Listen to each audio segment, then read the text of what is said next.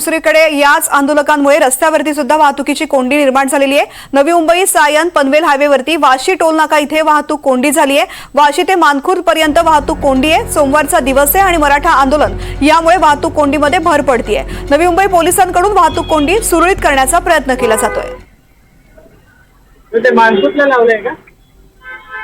सध्या आपण आहोत नवी मुंबईमधील वाशी टोलनाका या ठिकाणी। आपण पाहतोय सकाळपासून या ठिकाणी जवळपास खूप मोठ्या प्रमाणात ट्रॅफिक झालेले। आज सोमवार आहे, वर्किंग आवर्स आहे। 2 दिवसाच्या सुट्टीनंतर आज आठवड्यात हा पहिला दिवस असल्यामुळे खूप मोठ्या प्रमाणात जे आहे लोक कार्यालयात निघतात।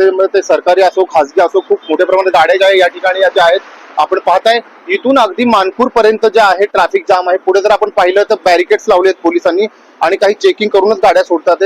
लेफ्ट साईडला जर पाहिलं तर आपण अवजड वाहने जे आहे ते पार्किंग केलेली आहेत। अवजड वाहनांना गेल्या 2 दिवसापासून जे आहे बंदी आहे। एकंदरीत जर पाहिलं तर अटल सेतू असू द्यात, वाशी टोलनाका असू द्यात किंवा एरोली टोलनाका या ठिकाणी अवजड वाहनांना प्रवेश बंदी करण्यात आलेला आहे। आत जर मुंबईमध्ये जर पाहिलं तर खूप मोठ्या प्रमाणात ट्रॅफिक कोंडी झालेली आणि याच पार्श्वभूमीवर जे मुंबईमध्ये अवजड वाहनांना सुद्धा बंदी घालण्यात आलेली आहे। एकंदरीत आता जर पाहिलं तर 1 ते 1.5 तासापासून जे आता ट्रॅफिक जे आहे थोडंसं निवळलेलं आहे। राहुल कांबळे, NDTV मराठी, नवी मुंबई।